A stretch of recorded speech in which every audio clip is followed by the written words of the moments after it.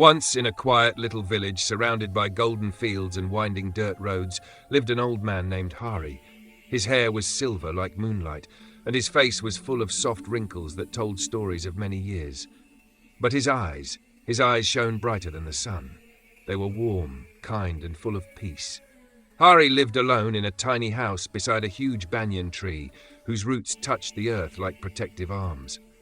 His wife had passed away long ago, and he had no children. Yet he never complained, never frowned. He spent his days sitting under the banyan tree, smiling at people, talking gently, and spreading warmth wherever he went. Life in the village was not easy. Farmers worried about the rain, carpenters worked long hours, and market workers struggled to earn enough. When the crops failed or when illness struck, sadness and worry spread through the village like a grey cloud. One day, a young woman named Asha came to Hari. Her eyes were red from crying and her hands trembled with fear. "Baba," she said, "I am losing hope. My husband went to the city to find work, but he has not sent any money. My children are hungry. I don't know what to do." Hari looked at her with gentle eyes and said, "Sit down, child. Tell me, what do you think will happen?" Asha sniffed and replied, "I feel something bad will happen. What if my husband cannot find work? What if he forgets us?" Hari shook his head slowly. "My child, when we fill our mind with dark thoughts, the world looks dark. But when we fill it with light, our heart becomes strong. Good thoughts make space for good things." Asha whispered, "But how can I think good thoughts when everything is going wrong?" Hari smiled softly. "Let me tell you a story." Asha wiped her tears and listened. "Once," Hari began, "there was a poor man who believed he had nothing. No food, no family, no money. He sat by the river and cried. An old woman walked by and asked him, 'Why are you crying?' 'Because I have nothing,' the man wept. 'How can I be happy?' The old woman smiled and said, 'Look around. You have the river that sings, the trees that give shade, the sun that brings warmth. If you think only about what you lack, sadness will follow you. But if you see the blessings you already have, peace will come.' The man listened. Slowly he stopped crying. He looked around and saw beauty he had never noticed.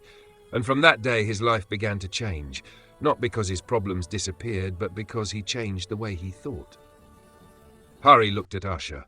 "You see, child, the world changed for him because he changed inside.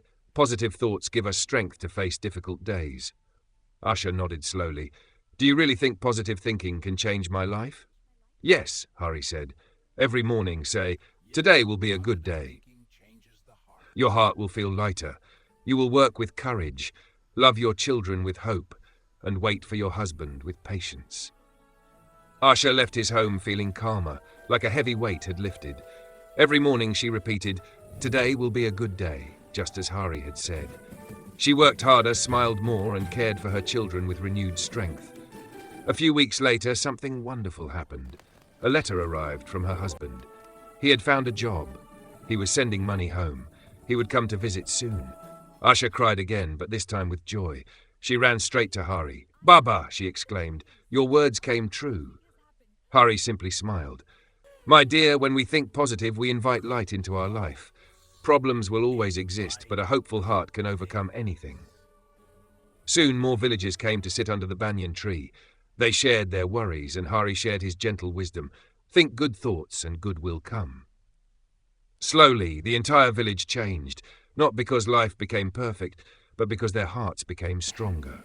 Hari, the old man with silver hair and a shining smile, had gifted them the greatest lesson, the power of positive thinking.